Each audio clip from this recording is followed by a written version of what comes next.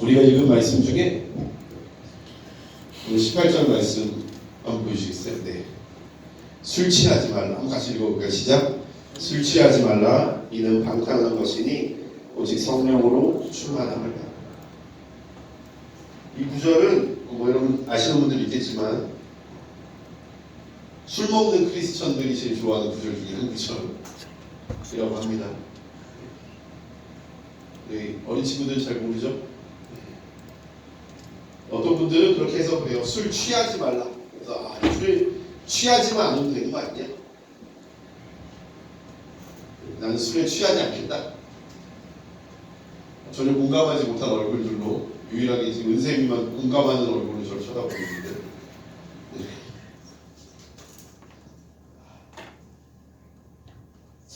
우리 어렸을 때 이거 가지고 많이 싸웠었어요. 친구들끼리. 그때 한창 고등학교 때 호기심이 많잖아요. 술 먹는 친구들이 많아. 술 먹는 친구들이 막 교회 다니는데 술을 막 먹어.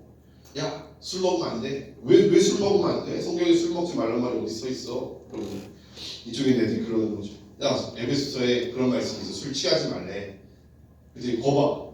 술 취하지 말라 그랬지 언제 먹지 말라 그랬어. 그래가지고 싸우고 막 그랬어. 제 친구는 영어 성경을 찾아서 이 술 취하다라는 단어가 이 get drunken이라는 단어인데, 왜 드링크라는 단어를 안 쓰고 get drunken이라는 단어를 썼겠냐? 이거는 술 먹고 이렇게 취한 게 아니라 술을 이제 가지다라는 뜻이야.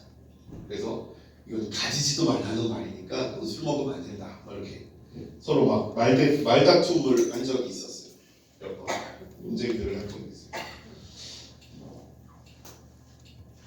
저희 공감하는 표정들을 다 짓고 계셔서 믿음이 출중하신 분들인 줄 알고 제가. 우리가 이런 대화 가운데서 제가 생각했던 게 그런 거였어요. 이 말씀을 보면서 이 안에 이런 대화들 가운데 빠진 게 있다. 우리 이 말씀을 이해할 때 빠진 게 있다. 바로 하나님이 이 구절을 왜 성경에 적어놓으셨는가? 이 구절이 왜 여기 있나? 여러분은 공감이 전혀 안 되시겠죠? 제가 지옥을 가지고 고민하고 있을 때 저는 지옥이 없었으면 좋겠다라고 생각했던 사람이기 때문에 성경을 통해서 지옥이 없기를 바라면서 계속 성경을 읽었던 적이 있어요. 근데 그때 하나님 주셨던 마음이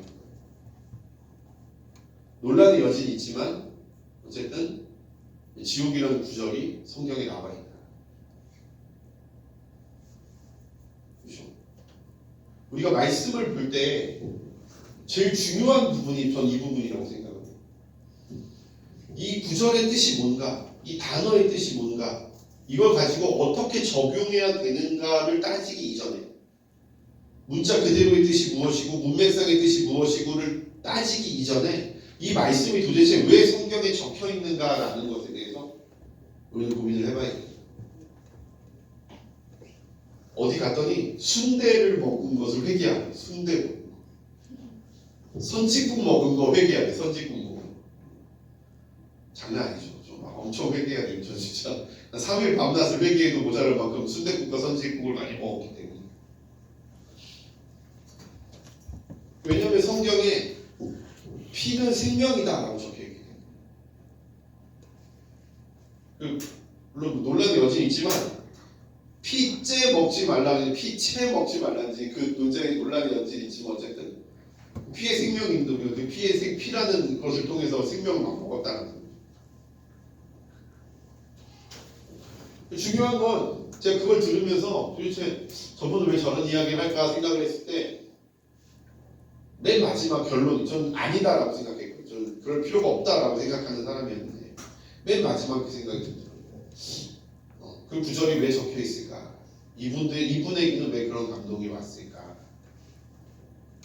물론 우리는 자유인이죠. 우리 자유함. 그리스도 안에 우리는 정죄함이 없습니다. 네, 우리는 술의 정죄를 받지 않습니다, 여러분. 네, 우리는 피의 정죄를 받지 않습니다. 우리는 자유인. 이 말씀 안에 무엇이 담겨져 있을까? 네, 바울을 통해서 에베소 교회에 주신 이 명령. 제가 여러 번 말씀드렸지만 로마 문화권 안에 있는 사람들에게 당연한 것들이 몇 가지가 있었는데요. 그게 바로 자유인의 권리였어요. 그러니까 자유인들은 노예랑 달라요. 여러분 스파르타쿠스 드라마나 영화 보신 분들 계시지만 자유인이 있고 노예가 있잖아요. 노예는 사람이 아니에요. 네, 로마 문화권에 있는 모든 사람들이 동일했어요. 자유인에게는 엄청난 권세가 있었어요. 바울이 왜 로마에서 죽었습니까? 이스라엘 사람들은 바울을 죽일 권리가 없었어요. 로마 시민은 로마 재판에서만 죽을 수가 있어요. 대단한 권리. 절대 죽이지 못하는 거예요. 그리고 동성애. 이 로마 문화권에는 동성애가 당연한 거예요. 네, 그들에게는 당연한 일. 그리고 술입니다. 술. 네. 이 그리스부터 이어진 이 로마 문화에서 자유인들이 하는 일은 하나였어요. 수다 떠는. 네. 소크라테스가 하는 일이 뭐였죠? 매일 술 먹고 수다 떠는 거예요. 그 수다 안에는 엄청난 지식적인 탐구도 있었고요.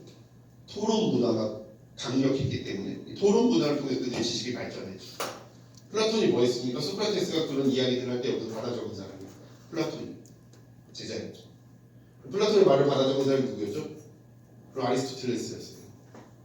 직계 제자들. 소크라테스의 직계 제자가 플라톤이고 그의 직계 제자가 아리스토텔레스. 그렇게 철학이 발달했어요. 그래서 이 에베소 교회에도 만연해 있던 문화들이 있었어요. 그런 문화들 중에 하나가 술이었던. 그래서 바울이 이 에베소 교회에 술 마시는 사람들에게 천천명령법 같은 선언을 하는 거예요. 우리가 술 취하지 마. 이는 방탕한 것이다. 여러 가지 방탕함 중에 하나가 술 먹는 것이다. 술 취하는 것이다. 이 구절을 쭉 보면 솔직히 술 취하지 말라가 포커스가 아니에요. 술 취하지 말라는 방탕한 것의 일종일 뿐이에요. 사람들이 많이 하던 방탕한 행동들 중에 하나인 거죠. 핵심은 뭡니까? 오직 성령으로 충만함을 받으라. 아멘. 네. 술을 먹어야 되냐 말아야 되냐 논쟁할 게 아니에요, 여러분. 그건 중요한 게 아니에요. 술을 취해야 되냐 먹지 말아야 되냐 그게 중요한 게 아니에요. 뭐가 중요해요? 오직 성령으로 충만함을 받으라라는 게 문제예요. 여러분 게임 하냐 안 하냐가 중요한 거 아니에요. 그 잔인한 게임 해야 되냐 말아야 되냐. 여러분 유튜브를 몇 시간 이상 봐야 되냐 말아야 되냐. 그럼 그게 중요한 게 아니라니까요. 미니스커트를 우리 자매님들 가서 미니스커트를 입어야 되냐 말아야 되냐 이게 문제가 아니에요. 그 요즘 이제 겨울이니까 좀 낫죠. 여름 되면 저 대학교 사역 오래 하면 알잖아요. 여러분 대학교 다니면 알잖아요. 정말 이 대학생들은 안산 대학생들은 다 이상한 것 같아요. 나 같으면 도저히 그런 옷을 입고 다닐 수 없을 것 같은데 그런 옷들을 막 골라 입고 다녀요. 일부 우리 기성이 흐뭇한 얼굴을 지금 상상하고 있는데 이상한 애들 되게 많아요. 근데 그게 중요한 게 아니라는 거예요. 그게 정죄받을 일이 아니라는 거예요. 술 먹는 게 정죄받을 일이 아니라는 거죠. 담배 피는 게 정죄받을 일이 아니라는 거예요. 그럼 뭐가 정죄받을 일이에요? 성령 충만을 받지 못한 것이 정죄받을 일이에요. 아멘? 아멘을 갑자기 안 하고 이제 게임 얘기 나오고 술 얘기 나오고 이러니까. 대구적으로 보면 술 취하는 것의 반대말은 뭐가 돼야 돼요? 술을 먹다고 술 취하다의 반대말은요. 술을 먹지 말아야 된다. 그런데 바울은 술을 먹지 말라고 가르치지 않는다. 술을 취하지 말아라, 적당히 먹어라라고 가르치는 게 아니라는 거예요. 바울은 술을 먹거나 먹지 말라가 아니라 성령 충만함을 받으라라고 이야기해요. 술 취함의 반대말이 성령 충만을 받으라라는 말이에요. 그럼 이 술 취하는 건 뭘 의미하는 거예요? 성령이 충만하지 못할 때의 상태를 이야기해요. 여러분 무엇인가에 중독에 빠져 있을 때의 그것의 문제는 뭐라는 거예요? 성령 충만하지 못하다는 거예요.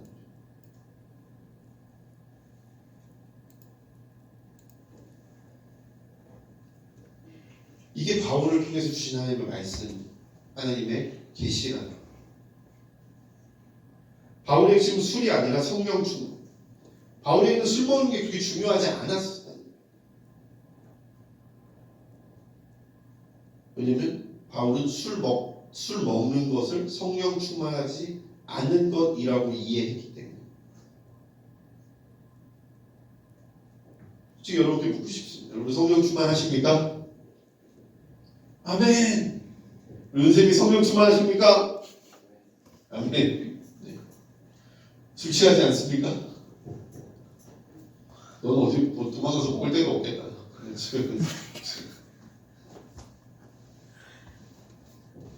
정말 바울이 하고 싶었던 말은 술에 대한 게 아니라 성령 충만을 받지 못하고 여전히 구습에 빠져 살고 있었던 에베소 교회 교인들을 향한 한탄이었다.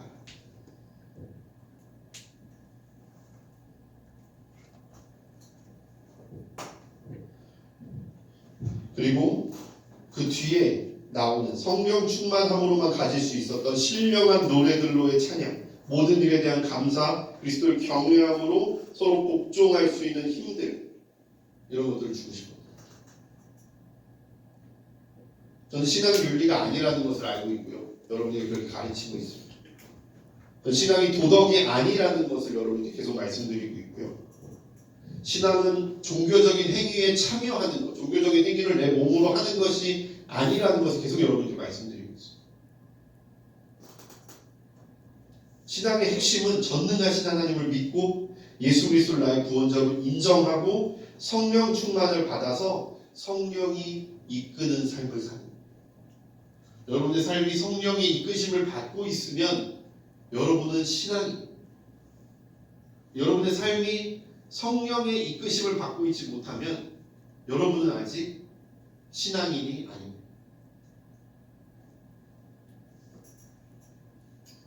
그게 우리에게 되게 중요한 기준이 되어야 됩니다. 신앙의 핵심은 행동을 고치는 게 아니라 성령님으로 우리의 마음을 채우는 거죠. 하나님을 향해 봉사를 하는 게 아니라 하나님으로 우리의 마음을 채우는 거죠. 종교적인 행동을 하는 게 아니라 신앙이 나의 삶의 목적이 되는 것이, 그게 바로 신앙이다. 우리에게 다른 목적이 필요가 없는 거예요. 변호사가 되냐, 의사가 되냐, 노동자가 되냐가 중요한 게 아니. 돈이 많냐 적냐가 중요한 게 아니. 그것이 나의 삶의 목적이 될 수 없고, 그 성령의 이끄심이 나를 끌고 가는 대로 내가 끌려가는 거죠.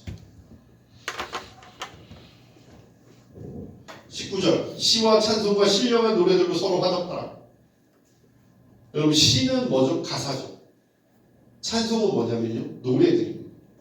그럼 신령한 노래는 뭘까요? 영어로 스피리추얼 송은 뭘까요? 시랑은 다른 거겠죠. 노래랑은 다른 거겠죠. 다르니까 세 개를 분리해 놓지 않았겠어요? 바울이 지금 여기서만 쓰는 게 아니거든요. 시와 찬미와 신령한 노래라는 단어는요, 여러 군데서 등장합니다. 달라요. 바울이 세 개를 구분합니다. 같은 노래를 부르지만, 우리가 노래를 부르지만 가사가 전달되는 게 있고요, 멜로디가 전달되는 게 있는데, 그 두 개와는 다른 신령한 노래라는 것이 우리를 통해서 흘러나와야 된다는 거죠. 화답해라. 서로 그 신령한 노래들을 주고받으라고 이야기를 하는 거예요. 문자 그대로는 영적인 노래. 우리가 어떨 때 우리의 노래가 영적이다라고 표현을 합니까? 뭔가 특별한 가사와 멜로디로는 설명할 수 없는 뭔가 특별한 것이 그 노래 가운데 있을 때 우리가 그것을 영적이다. 그 실체가 뭔지 우리는 아직 희미하게 알 수밖에 없지만, 우리가 예배드릴 때 특별한 하나님의 임재가 있었다라고 얘기하는, 그 하나님의 임재가 있었던 무엇인가를 우리는 영적인 노래라고 이해할 수 있다. 그래서 이 신령한 노래, 영적인 노래를 어떤 분은 방언 찬양이라고 이야기합니다. 어떤 분은 새 노래라고 이야기합니다. 역대상 27장에 보면요, 이 영적인 노래, 이 신령한 노래를 예언이라고 해요. 그렇죠? 그러니까 이 에단과 해만과 여주둔이 비파와 수금을 잡고 노래를 부를 때 이들이 신령한 노래를 했다고 나오는데, 그 신령한 노래의 언어가 먼저 프로페싱입니다. 예언을 하고 있는 거예요. 계속 하나님이 노래 가운데 이들을 통해서 하나님의 음성들을 우리 그 보통 사람들에게 들려주십니다. 특별한 영적인 노래들이 흘러나오는 예배자들을 통해서.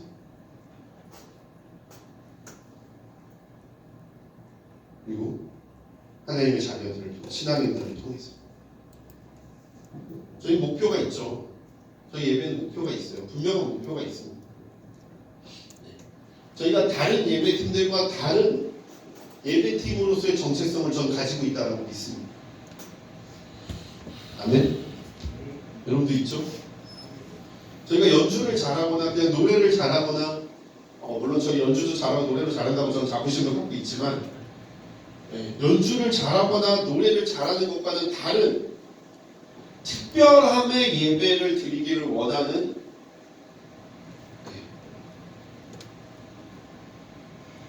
저는 그런 비전이 있다고 믿습니다. 우리 팀 안에 우리가 예배할 때에 저는 다른 예배가 드려진다고 특별한 예배.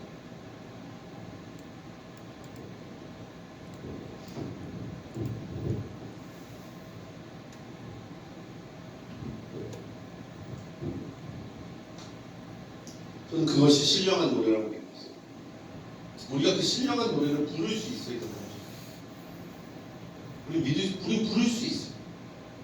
우리 부르고 있고 특별함의 예배를 계속 더 깊이, 더 크게, 더 앞으로 나아가야 될 우리는 비전을 갖고 있는 그런 팀.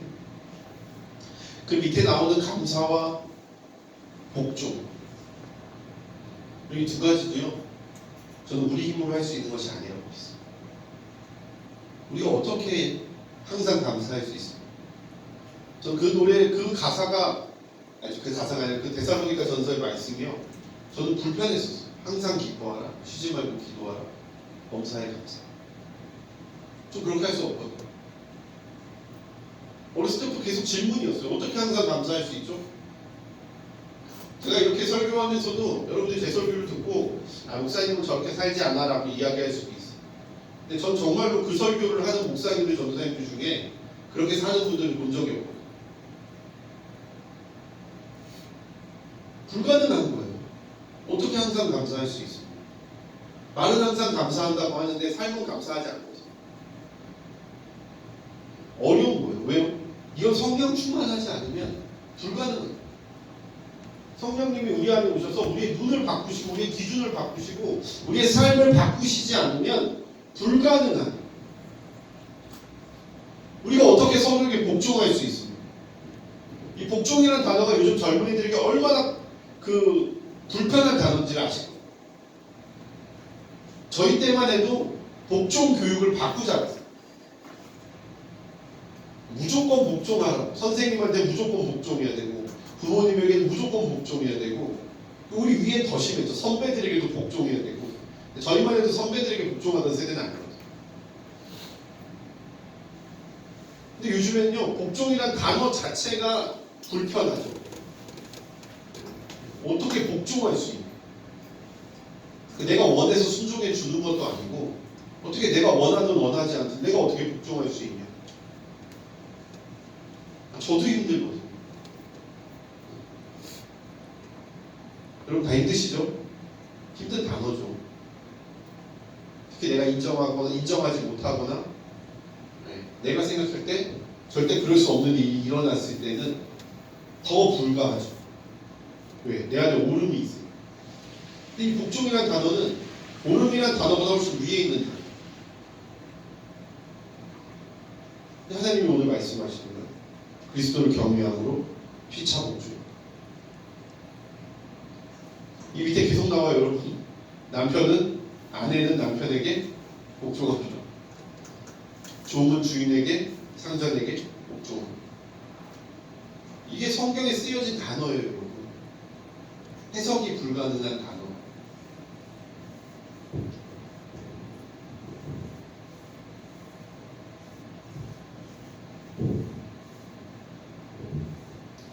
저는 그 답이 바로 오늘 말씀에서 이어지는 성령 충만이라고 생각합니다. 그 성령 충만으로만 가능합니다. 결국 교회를 세우는 것은요, 우리 안에 얼마나 놀라운 성령의 임재가 있는가. 내 안에 성령의 임재가 있는가. 스스로에게 질문해 보십시오. 나에게는 성령의 임재가 있는가? 여러분 얼마나 성령님을 사모하고 계십니까? 그래서 수근이랑 지난주에 참여했던 집회에서 이 축사에 대한 강의를 하시면서 그러니까 귀신을 쫓아내는 축사에 대한 강의를 하시면서 이 축사의 원리도 똑같더라고요. 뭐냐면 정말로 내 안에서 그 귀신이 악한 것들이 떠나가길 원하는가. 그걸 원하지 않으면 축사 자체가 불가능하다. 그래서 내가 인지하고 있는 것들에 대해서 원합니다라고 얘기해도 내가 인지하고 있는 것들에 대한 축사가 가능하지만 내가 인지하지 못하고 있는, 내가 원하지 못하고 있는, 나는 정말 그 뭐 악한 영에 사로잡힌 행동을 하면서도 이게 내가 사로잡혔는지 아닌지 모르는 행동들에 대해서는요 축사가 절대 일어나지 않는다. 아무리 강력한 사람이 와도 그 축사가 일어나지 않는다. 왜? 원하지 않기.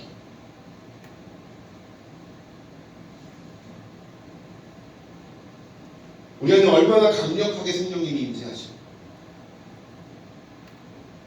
우리는 언제 성령의 임재를 경험하는가? 우리는 어떻게 성령의 임재를 경험하는가?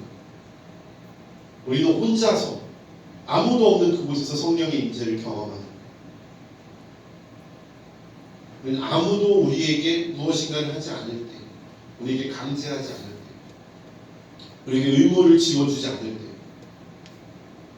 우리가 당연히 그것을 하지 않을 때에도 우리 성령의 임재를 경험하고 있다. 여러분 원하십니까? 우리 원하시는 사람들 우리 손 들고 아멘 한번 해볼까요? 네, 원하지 않는 분들도 계신데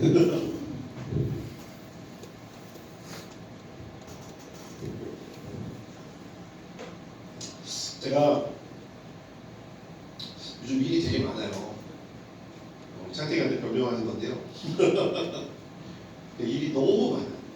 그래서 제가 실은 한 3일 전까지 고민을 계속 했었어요. 오늘 내가 리빙을 하지 말아야겠다.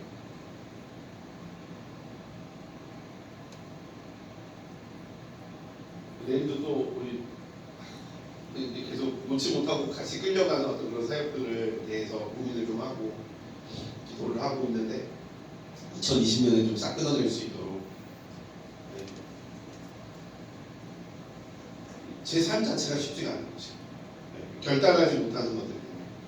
성령의 이끄심을 구한다고 말하지만 아직도 내가 그 놓지 못하고 있는 것들, 어쩔 수 없이 붙잡는 것들이 제 삶에 되게 많아요. 그래서 우리 안에 그런 어떤 성령의 이끄심이 아닌 것들이 되게 많다는 것을요, 전 지금 되게 엄청 경험하고 싸우고 있어요.